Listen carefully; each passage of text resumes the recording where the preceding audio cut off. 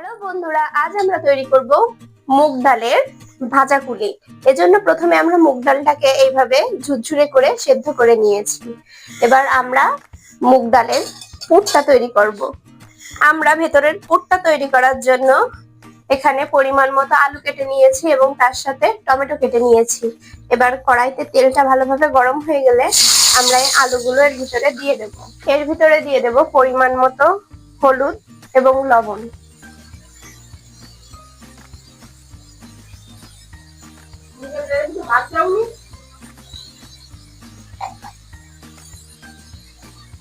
আলুটাকে ভালোভাবে ভেজে নিতে হবে প্রায় 4-5 মিনিট ধরে।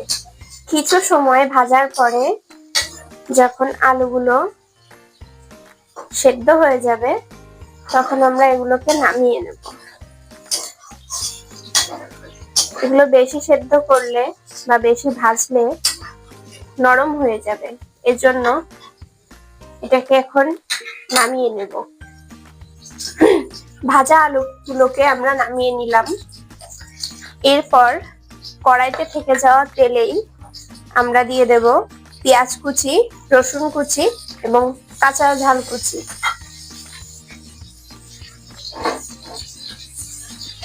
এটাকে বেশ বাদামি বাদামি করে ভাজতে হবে।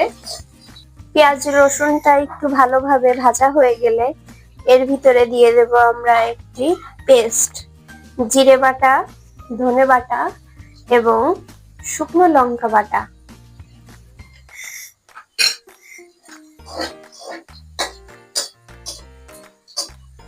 পেঁয়াজ রসুনের কাঁচা গন্ধটা চলে গেছে, এবার আমরা এই পেস্টটা এখানে দিয়ে দেব। দিয়ে এটাকে ভালোভাবে কষাতে হবে। এখানে আমরা অ্যাড করব পরিমাণ মতো হলুদ, পরিমাণ মতো লবণ।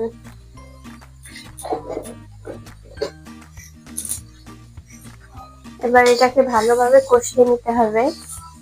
ভালোভাবে কষানো হয়ে গেলে দিয়ে দিতে হবে আলুগুলো।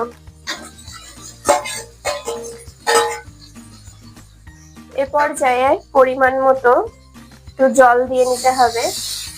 অতিরিক্ত জল দেওয়া যাবে না, যেন গামাখা গামাখা থাকে, সেই সাথে জলটুকু দিয়ে দিতে হবে। এভাবে ভালোভাবে জলটা টেনে গেলে তারপরে আমরা এটাকে নামিয়ে নিব। আলু থেকে এই পর্যায়ে জলটা চুষে নিয়েছে। এবার আমরা আলুটাকে নামাবো। তার আগে দিয়ে নেব একটু ভাজা মশলা।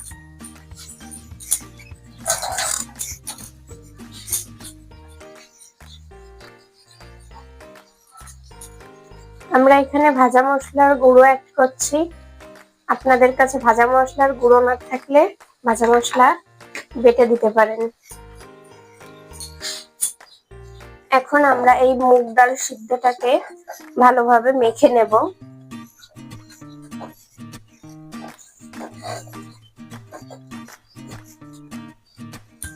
এর ভিতরে অ্যাড করব চালের গুঁড়া।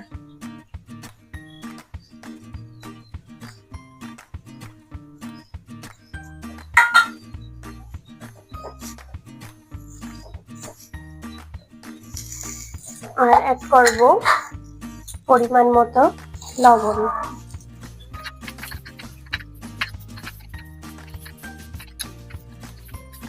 এখানে অ্যাড করব পরিমাণ মতো জল। ডোটা তৈরি হয়ে গেছে। এবার আমরা এখানে একটু সয়াবিন তেল দিয়ে মাখিয়ে নেব।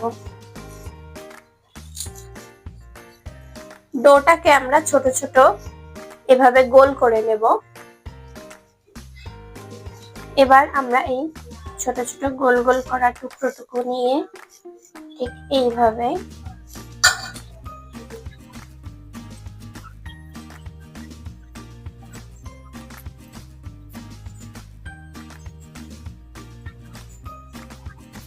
আমরা ঠিক এটাকে এইভাবে গোল করে নেব। এর ভিতরে এবার পুর ভরে নেব। তারপরে দুই পাশ থেকে এভাবে চেপে মুখটা বন্ধ করে নেব। নিয়ে মুখের উপরটাতে এইভাবে আস্তে করে চেপে দেবো।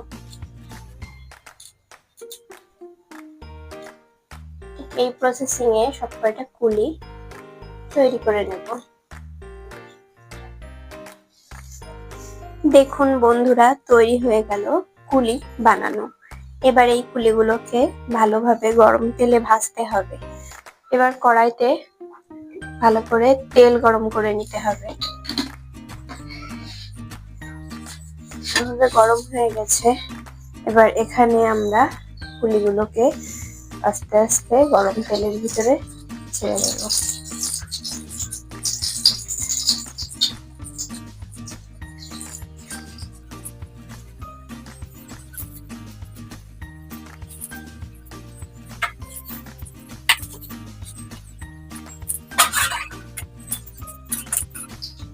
এভাবে 2-3 মিনিট ভালো করে ভেজে নিতে হবে অল্প আছে, যাতে পুরোপুরি ভাবে